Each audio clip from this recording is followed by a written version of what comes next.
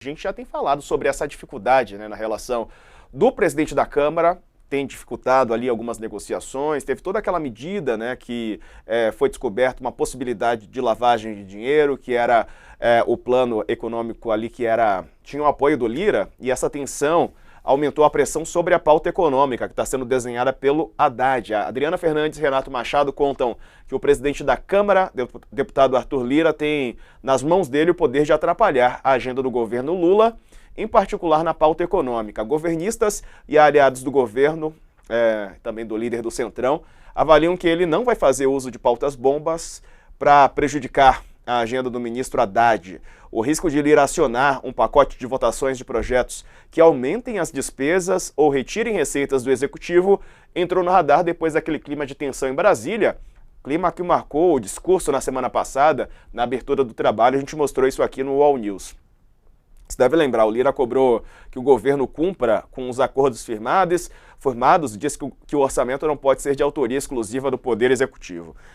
Não sei se ele também vai querer, se é interessante para ele acionar essas pautas bomba, hein, Sakamoto? Ele também tem as suas pretensões. Vale lembrar que ele quer deixar um sucessor, né, no lugar dele na Câmara, a presidência da Câmara, enfim, tem as questões que ele também precisa, né, de certo apoio e cada vez mais que vai chegando o fim da posição dele, a posição dele como presidente da Câmara é até o ano que vem, né, então a gente está aí nos momentos finais da presidência do Lira.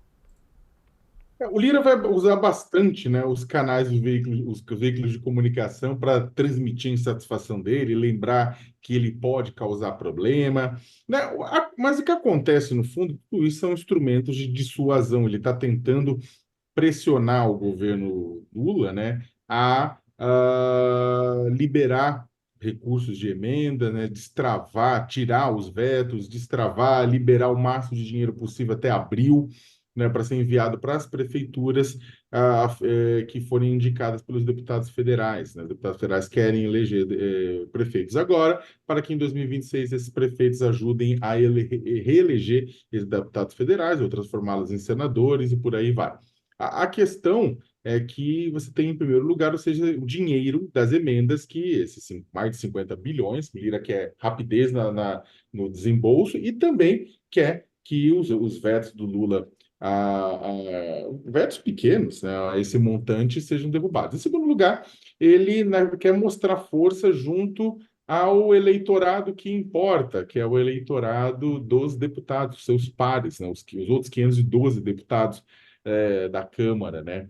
O Lira não pode mais se candidatar à presidência da Câmara, mas ele quer eleger seu sucessor. Por enquanto, ele está querendo eleger o Elmar Nascimento, né? Ele quer eleger seu sucessor, quer ter força para eleger seu sucessor e, para tanto, ele precisa mostrar serviço. O Lira, que incorporou o presidente do Sindicato dos Deputados, né, nos últimos anos. E terceiro, o Lira vai ficar sem mandato daqui a pouco, né? Mandato, digamos, sem um cargo forte como a presidência da Câmara dos Deputados, vai ficar mais vulnerável, né? E contra o Lira pesam muitas coisas, né? Pesa muito. O Gilmar Mendes bloqueou a investigação da Polícia Federal em Alagoas sobre os kits de robótica, né? Que foram usados para desviar milhões, né? De orçamento da educação. Mas também pesa muitas outras coisas contra o Arthur Lira, e o Lira também tem receio do que pode vir a acontecer com ele. Vamos lembrar que a presidência da Câmara, ela acaba sendo uma maldição para muita gente, Eduardo Cunha que o diga, né? Então, o Lira quer se proteger, o Lira quer garantir sucessor, o Lira quer garantir poder. Então, essas três coisas ele acaba usando e pressionando o governo federal para alcançá-las. Calil, é uma espécie de teatro também, né? Eles sabem exatamente quando pressionar, até onde podem ir. E é claro que é uma relação de interdependência. Nesse momento não há exatamente alguém que é super dominante, né, nessa relação. Se a gente for pensar, né, o funcionamento dos três poderes, essa é a lógica mesmo, mas eu acho que tem uma coisa diferente nesse mandato em relação aos mandatos anteriores, né, do que a gente costumava chamar na ciência política, né, do predomínio daquilo que foi sendo chamado de presidencialismo de coalizão, ou seja, o governo federal tendo que formar uma maioria no Congresso, ou essa, enfim, a chamada coalizão, ter esse apoio no Senado e na Câmara. E aí, o que muda, né? O que recentemente altera esse cenário? É o chamado orçamento secreto, né? As emendas parlamentares. Porque o que acontece? O Bolsonaro fez quase que uma espécie de troca ou chantagem, digamos assim, que era basicamente o seguinte: em troca de não levar adiante, né, não se admitir nenhum processo de impeachment contra Bolsonaro, Bolsonaro acabou fazendo uma espécie de acordo informal, digamos assim, e a gente acabou tendo, né, o chamado orçamento secreto, que eram, enfim, emendas sem nenhuma transparência. Depois a própria Suprema Corte se posicionou, Rosa Weber, contrariamente a isso, e aí tem agora um desafio de tentar diminuir esse processo. Mas o fato é que principalmente a Câmara, né, mas o Congresso, de uma certa forma, acabou ganhando quase que superpoderes com essas emendas parlamentares. E aí você tem, inclusive, emendas, né, chamada emenda PIX, por exemplo, que são valores muito baixos, que são difíceis de rastrear, que não têm transparência e que são feitos diretamente para a prefeitura. Lembrando que as emendas parlamentares são algo que não é ilegal, né, faz parte do processo. A questão é como isso está sendo destinado, qual é a finalidade e a transparência desse processo. Então, o problema não é as emendas parlamentares em si, mas como esse instituto, que ele é legal e que ele é uma coisa importante para o funcionamento da democracia, acabou virando uma espécie de moeda de barganha por parte de alguns congressistas.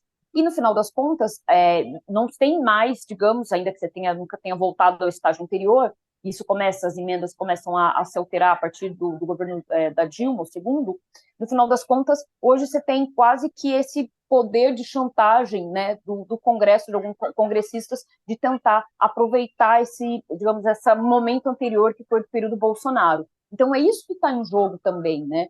E aí eu acho que esse é o maior desafio do Lula 3, é como lidar com um Congresso que, de uma certa forma, se acostumou ou acabou ganhando um espaço político maior do que tinha historicamente na Nova República.